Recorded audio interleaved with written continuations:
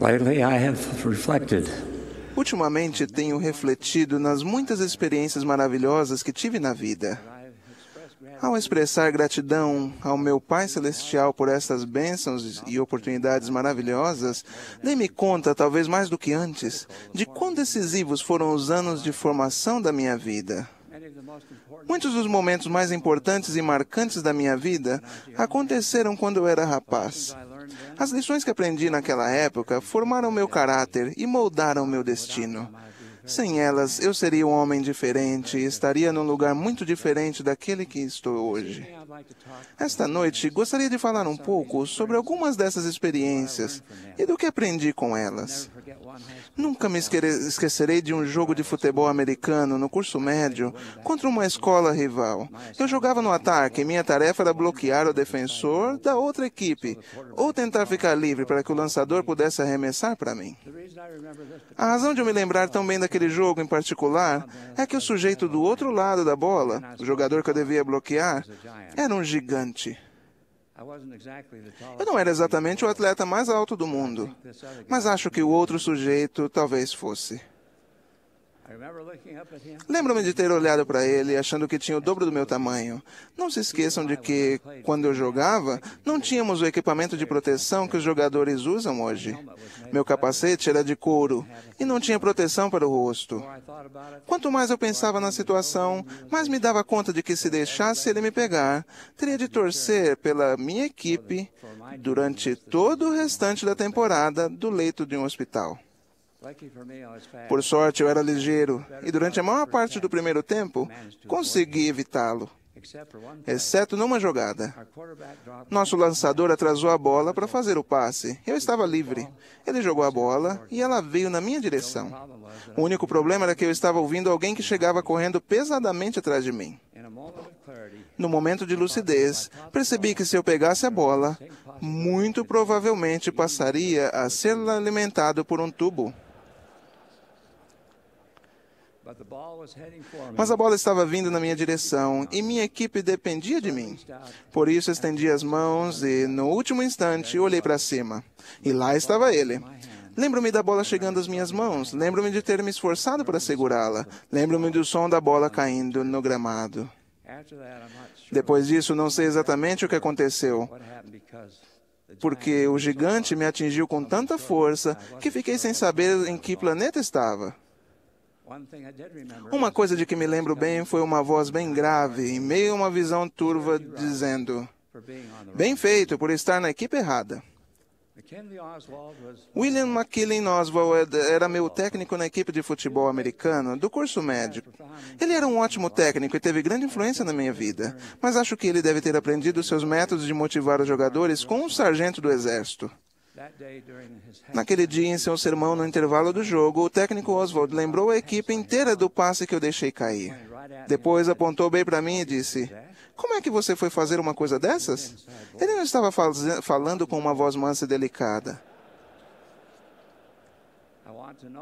"Eu quero saber o que você fez, o que fez você derrubar aquela bola." Gaguejei por um instante e por fim decidi contar a verdade. "Tirei meus olhos da bola", disse eu. O técnico olhou para mim e disse: "Está certo, você tirou os olhos da bola. Não faça isso de novo. Esse tipo de erro faz a equipe perder o jogo." Eu respeitava o técnico Oswald, e embora estivesse me sentindo péssimo, decidi fazer o que ele dissera. Prometi a mim mesmo que jamais tiraria os olhos da bola novamente, mesmo que isso significasse ser atropelado pelo compressor que era o gigante do outro time. Voltamos para o campo e começou o segundo tempo. Foi um jogo muito difícil, e embora minha equipe jogasse bem, estávamos perdendo por 4 pontos, no final do segundo tempo. O lançador chamou meu número na jogada seguinte. Corri novamente, e de novo eu estava livre. A bola veio na minha direção, mas dessa vez o gigante estava na minha frente, em perfeita posição para interceptar o passe. Ele estendeu o braço, mas a bola escapou das mãos dele. Pulei bem alto, sem tirar os olhos da bola, agarrei-a, puxei-a para baixo e marquei o touchdown que venceu o jogo. Não me lembro muito bem da comemoração que se seguiu, mas lembro-me da expressão no rosto do técnico Oswald. "Muito bem, você não tirou os olhos da bola", disse ele. Acho que passei a semana inteira sorrindo. Conheci muitos homens e mulheres excelentes. Embora tivessem diferentes formações, talentos e pontos de vista, todos tinham em comum o seguinte: trabalhavam diligente e persistentemente para alcançar suas metas. É fácil distrair-se e deixar de concentrar-se nas coisas mais importantes da vida. Tentei lembrar-me sempre da lição que aprendi com meu técnico e dar prioridade aos valores que considero essenciais para manter os olhos fitos nas coisas de real importância. Peço que examinem sua própria vida, determinem onde estão e o que precisam fazer para ser o tipo de pessoa que desejam ser. Criem metas inspiradoras, nobres e justas, que inflamem sua imaginação e suscitem entusiasmo em seu coração, e depois não tirem os olhos delas. Trabalhem continuamente para alcançá-las. Se alguém avançar com confiança rumo a seus sonhos, escreveu Henry David Thoreau, e se esforçar para viver a vida que imaginou, terá sucesso inesperado para as pessoas comuns. Em outras palavras, nunca tirem os olhos da bola. Outra lição que aprendi no campo de futebol americano foi numa ocasião em que eu tinha 11 jogadores amontoados em cima de mim. Era um jogo do campeonato da Liga das Montanhas Rochosas e a jogada pedia que eu corresse com a bola pelo meio dos outros jogadores para marcar um touchdown, que nos colocaria à frente da outra equipe. Peguei o passe e corri para o meio da linha adversária. Eu sabia que estava bem perto da linha do gol, mas não o quanto.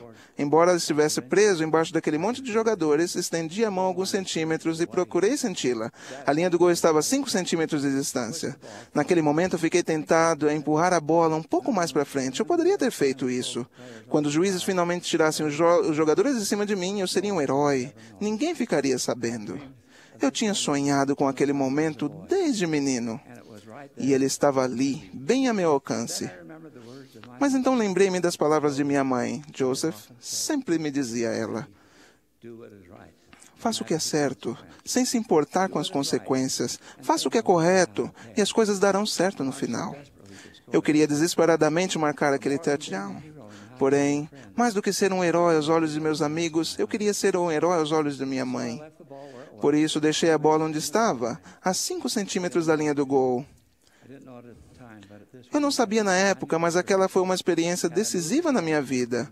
Se eu tivesse movido a bola, poderia ter sido campeão por um momento, mas a recompensa da glória temporária traria consigo um preço muito alto e duradouro. Teria deixado em minha consciência uma cicatriz que ficaria comigo pelo resto da vida. Eu sabia que precisava fazer o que era certo. A luz de Cristo ajuda-nos a discernir o certo do errado. Quando permitimos que a tentação abafe a voz suave da nossa consciência, é aí que as decisões se tornam difíceis.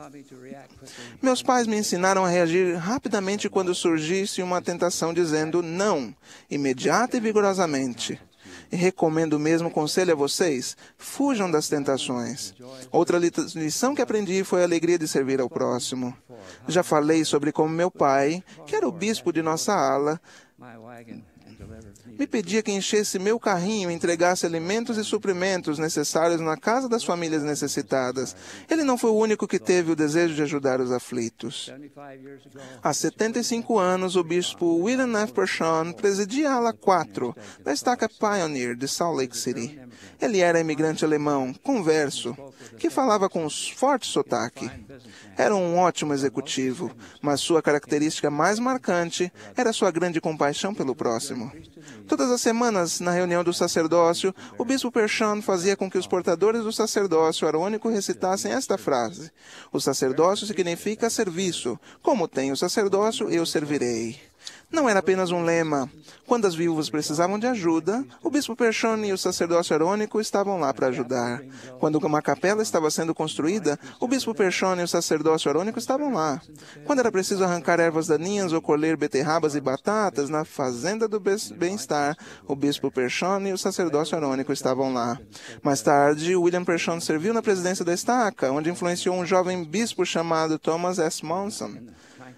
Na década de 50, o bispo Perschon foi chamado para presidir a missão Suíça-Áustria e desempenhou um papel importante na construção do primeiro templo de Alem-Mar, localizado em Bern, na Suíça.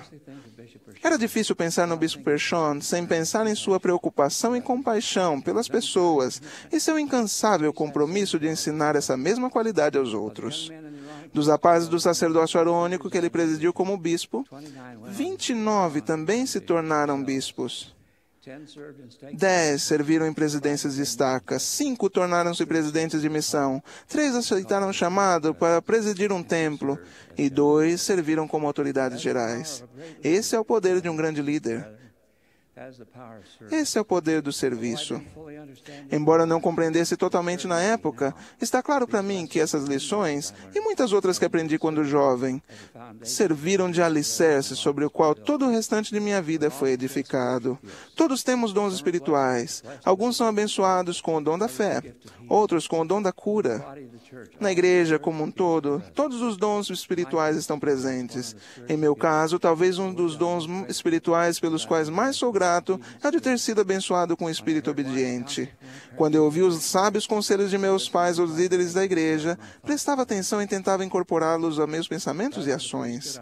Irmãos do sacerdócio, peço que cultivem o dom de um espírito obediente. O Salvador ensinou que todo aquele, pois, que escuta estas minhas palavras e as pratica, assemelhá-lo-ei ao homem prudente. E aquele que ouve estas minhas palavras e não as cumpre, compará-lo-ei ao homem insensato. Como saber se somos prudentes ou insensatos? Quando ouvimos conselhos inspirados, obedecemos.